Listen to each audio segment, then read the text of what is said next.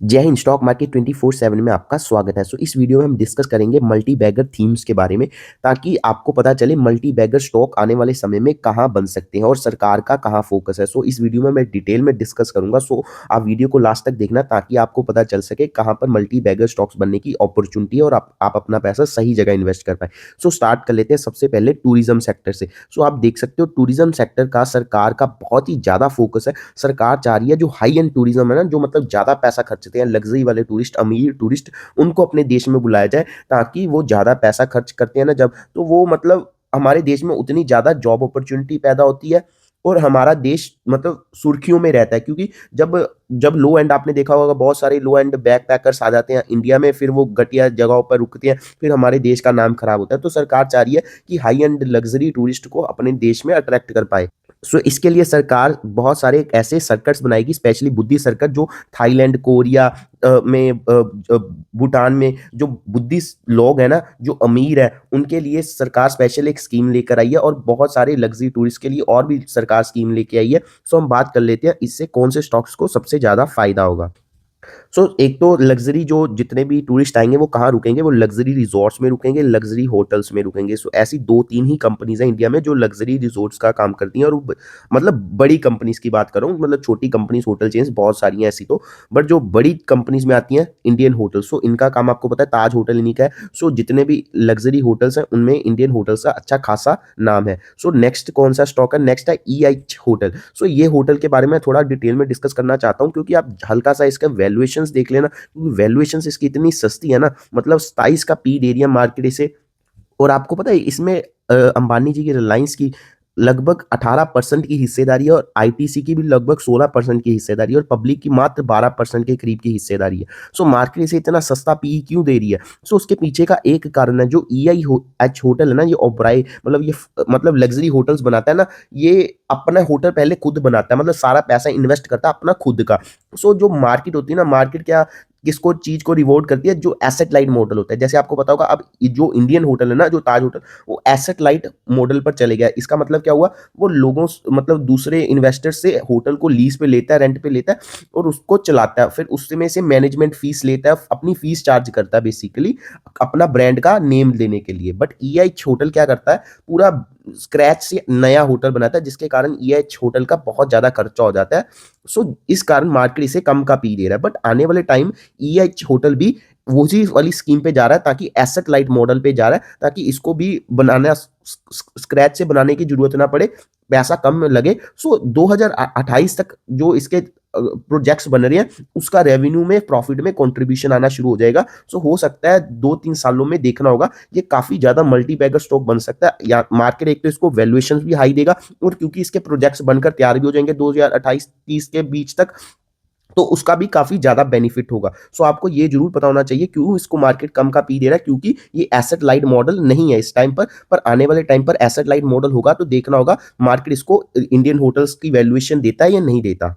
आप इसको अपने रडार पे रख सकते हो। एंड और भी बहुत सारी hotel related, tourism related companies हैं, बट वो बहुत छोटी हैं, जैसे ईज माई ट्रिप, और बहुत सारी ऐसी कंपनीज हैं, बट बहुत छोटी होने के कारण मैं उनको डिस्कस नहीं कर रहा, बट आप उनको भी चेकआउट कर सकते हो। नेक्स्ट बात कर लेते हैं, जो इंडिया का टारगेट है ना एक्सपोर्ट का, वो है $2 ट्रिलियन का। इंडियन गवर्नमेंट $2 ट्रिलियन का एक्सपोर्ट करना चाह रही है विदेशी दूसरे देशों में। एक्सपोर्ट कैसे करते हैं? एक्सपोर्ट आज भी ज्यादातर जो होता है ना, वो शिप्स के तरह, शिप्स के थ्रू ही होता है, और शिप्स पर कौन से, ये कंटेनर्स के थ्रू होता है। जो हमारी कोई भी ऐसी कंपनी नहीं है अभी तक, जो मतलब कंपनीज है, बट वो उनका मार्केट शेयर बहुत ही कम है दुनिया में, मतलब उनको काउंट ना करे तो ही बेहतर है, क्योंकि बहुत ही कम वो शिप्स बनाती हैं, जो कमर्शियल वाले ये वाले शिप्स है ना, वो बहुत कम बनाती हैं, और ये कंटेनर्स भी बहुत कम बनाती है। दूसरे देशों पर हमारी बहुत ज्यादा निर्भरता है। इस निर्भरता को कम करने के लिए सरकार एक नई स्कीम लेके आई है, जिसका नाम है भारत कंटेनर शिपिंग लाइन, जिसके तहत सरकार ये शिप्स भी खुद बनाएगी, और ये जो कंटेनर है ये भी खुद बनाएगी, ताकि हमें दूसरे देशों को अपना डॉलर ना देना पड़े, और इंडिया में ही जॉब्स क्रिएट हो, इंडिया में ही सब कुछ हो, हम आत्मनिर्भर बने। उसके लिए कौन सी कंपनीज है? फर्स्ट है कंटेनर कॉर्पोरेशन ऑफ इंडिया। ये कंटेनर्स बनाने में इनकी मोनोपोली, और रेलवे में इनका अच्छा खासा, रेलवे के ऊपर आपने देखा होगा कंटेनर्स पड़े होते हैं ना, वो इन्हीं का सारा मतलब बिजनेस है। सो ये काफ़ी अच्छी कंपनी है, सरकारी कंपनी है। सेकंड है शिपिंग कॉर्पोरेशन ऑफ इंडिया। सो ये शिप्स बनाने का काम करेगी, और जो मैंने अभी बताई थी भारत कंटेनर शिपिंग लाइन, इन दोनों का उसमें 30% की हिस्सेदारी है। सो 60% के करीब इसी इन दोनों कंपनीज की ही हिस्सेदारी है। सो मार्केट इसे भी बहुत कम का पी दे रहा है, और इसकी डिविडेंड यील्ड भी बहुत अच्छी खासी है, 2% के करीब की डिविडेंड यील्ड है, जो काफ़ी अट्रैक्टिव बना देती है स्टॉक्स को। सो आने वाले टाइम पे देखना होगा कि इसकी री-रेटिंग होती है या नहीं होती, क्योंकि शिपिंग इंडस्ट्री में बहुत ज़्यादा अपॉर्चुनिटीज़ है। सो सरकार भी इसकी तरफ बहुत ज़्यादा अग्रसर है। सरकार अपने देश को शिपिंग में आत्मनिर्भर बनाना चाह रही है, तो इस स्टॉक्स में मल्टीबैगर बनने की काफ़ी ज़्यादा अपॉर्चुनिटी है, और आप इसका रिजल्ट्स भी देख सकते हो। अच्छा खासा प्रॉफिट जंप हुआ था इस बार, इस लगभग 450% करीब की जंप थी ईयर ऑन ईयर इसके प्रॉफिट में, और सेल्स में भी 22% की, और बीटा में भी 90% की जंप थी। सो नेक्स्ट बात कर लेते हैं जो जो हमारा ट्रेड होगा। सो क्योंकि इंडिया को अब इकोनॉमी वाइज नंबर 1 नंबर 2 का स्पोर्ट आने वाले टाइम में मिलेगा, ऐसा होना ही होना है। थर्ड नंबर पे तो हम बहुत जल्द आ जाएंगे, मतलब 1 2 3 सालों में थर्ड नंबर पे तो आ जाएंगे जीडीपी वाइज, बट सेकंड और फर्स्ट में भी इंडिया आएगा। इस सेंचुरी के लास्ट तक, तो मतलब इस सेंचुरी के खत्म होने से पहले पहले आ जाएगा। सो हम देखना होगा, जो आप जितना एक्सपोर्ट और इंपोर्ट के इंडिया की अपॉर्चुनिटी है ना, इंडिया में जितना ज्यादा ट्रेड होगा, क्योंकि इंडिया की इकोनॉमी बड़ी हो जाएगी, सो ट्रेड भी उतना ज्यादा होगा। सो कौन से स्टॉक्स को उसका फायदा होगा? अडानी पोर्ट को फायदा होगा, और 2 3 ही बड़ी पोर्ट कंपनीज है इंडिया में, एक अडानी पोर्ट है, एक जेएसडब्ल्यू पोर्ट है। सो जेएसडब्ल्यू पोर्ट और अडानी पोर्ट के बहुत बड़े एक्सपेंशन प्लान्स है। सो जेएसडब्ल्यू का तो मतलब जो टारगेट है ना 2030 तक अपने प्रॉफिट को 5 गुना करने का, सो बहुत बड़ी अपॉर्चुनिटी हो जाती है। सो अगर प्रॉफिट 5 गुना होगा, तो शेयर को भी 5 6 गुना होना पड़ेगा। सो आप इस स्टॉक को भी अपने रडार पे रख सकते हो। नेक्स्ट टॉक की बात कर लेते हैं। नेक्स्ट जो थीम है वो है एआई की। सो आपको पता है आजकल सरकार का एआई के रिलेटेड बहुत ज्यादा अच्छा खासा फोकस है। सो एआई में किस चीज की जरूरत पड़ती है? चिप्स की। सो चिप्स हमारी कंट्री में कौन बनाता है? आपको पता है सीजी पावर बनाता है, पर सीजी पावर 8 नैनोमीटर के चिप्स बनाता है, बट एआई में जो जरूरत होती है ना, वो 2 3 5 8 नैनोमीटर के चिप्स की जरूरत होती है, मतलब बहुत छोटे चिप्स की जरूरत होती है। बट सीजी पावर अभी वो चिप्स नहीं बनाता, बट आने वाले टाइम में वो चिप्स भी सीजी पावर बनाना स्टार्ट करेगा, क्योंकि आपको पता है हर चीज जीरो से स्टार्ट होती है, धीरे धीरे कंपनीज बढ़ती हैं। सो सीजी पावर टाटा इलेक्ट्रिक वो चिप्स बनाती है, बट टाटा इलेक्ट्रिक बाजार में लिस्ट नहीं है। सो आप इन स्टॉक्स को ही अपने रडार पे रख सकते हो। नेक्स्ट स्टॉक कौन सी बात कर लेते हैं नेक्स्ट थीम की, वो है डाटा सेंटर की थीम। सो इस बजट में भी सरकार डाटा सेंटर के रिलेटेड बहुत बढ़िया स्कीम्स लेकर आई थी, जिसमें कि 20 सालों तक सरकार ने टैक्स हॉलीडे दिया था, टैक्स माफ किया था डाटा सेंटर लगाने के लिए इंडिया में, जो कि विदेशी निवेशकों को बहुत अट्रैक्ट कर सकता है इंडिया में डाटा सेंटर लगाने के लिए, और हमारे देश के लिए भी बहुत इंपॉर्टेंट हो जाता है, ताकि हम अपने देश का डाटा अपने देश में ही रख सकें। सो उसके लिए कौन सी स्टॉक्स स्टॉक्स पहले स्टॉक का नाम है नेटवेब टेक्नोलॉजी। सो ये क्या करता है? ये एआई रेडी सर्वर्स बनाता है एंड सुपर कंप्यूटिंग सिस्टम्स बनाता है। सो आप इसको अपने रडार पे रख सकते हो। सो नेक्स्ट स्टॉक के तरफ बढ़ते हैं।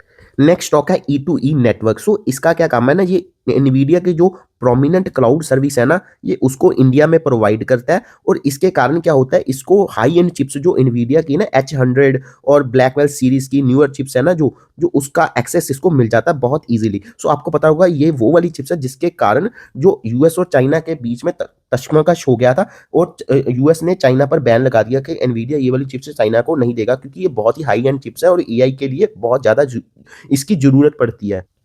सो नेक्स्ट टॉक की तरफ बढ़ जाते हैं अनंतराज। सो इसका भी अच्छा खासा एक्सपोजर है एआई डाटा सेंटर में, ये बहुत बड़े इसका प्लान है डाटा सेंटर्स लगाने में, और ये रियल एस्टेट की कंपनी है, बट अभी ये डाटा सेंटर्स लगाने में इसका ज्यादा फोकस है। सो अगली थीम की तरफ बढ़ जाते हैं। सो डाटा सेंटर लगाने के लिए क्या चाहिए होती है? भर भर के इलेक्ट्रिसिटी। सो इलेक्ट्रिसिटी की बहुत ज्यादा जरूरत पड़ती है। सो कौन सी कंपनीज इलेक्ट्रिसिटी में अंडर है? सो टाटा पावर। और इलेक्ट्रिसिटी भी गवर्नमेंट वो वाली चाह रही है जो क्लीन एनर्जी से आए। सो टाटा पावर का बहुत ज्यादा क्लीन एनर्जी में इन्वेस्टमेंट्स है, सोलर में अच्छा खासा ये लीडर है, मार्केट लीडर है सोलर एनर्जी में। नेक्स्ट स्टॉक है अडानी पावर, इसका भी अच्छा खासा इलेक्ट्रिसिटी में एक्सपोजर है। सो नेक्स्ट स्टॉक है जीएसडब्ल्यू एनर्जी, इसका भी इलेक्ट्रिसिटी में अच्छा खासा बिजनेस है। सो आप तीनों स्टॉक्स को अपने रडार पे रख सकते हो। सो नेक्स्ट स्टॉक की बात कर लेते हैं। सो नेक्स्ट थीम है डिफेंस सेक्टर की। सो आपको पता होगा अभी बहुत सारे युद्ध लगे हुए हैं, सो सरकार का भी अच्छा खासा फोकस है डिफेंस को लेकर, और स्पेशली जो जेट्स को लेकर, मतलब एयरफोर्स को स्ट्रॉन्ग करने को रिलेटेड। सो डिफेंस के रिलेटेड जो हमारे देश में एयरफोर्स के रिलेटेड प्लेन्स बनाती है, वो मतलब अभी तक तो एक ही कंपनी थी, हिंदुस्तान एरोनॉटिक्स, बट सरकार अभी आने वाले टाइम में इसको भी मतलब जो प्राइवेट प्लेयर्स हैं उसको भी मौका दे रही है, ताकि वो भी प्लेन्स बना पाए इंडिया में। उसके लिए एमका के लिए सरकार ने बहुत सारी कंपनीज प्राइवेट कंपनीज को चुना है, जिसमें टाटा का नाम है, लार्सन टुब्रो का नाम है, और कल्याणी इंडस्ट्री का भी नाम है उसमें। सो जो लार्सन टुब्रो है ना, वो किसके साथ मिलकर बनाएगा जहाज?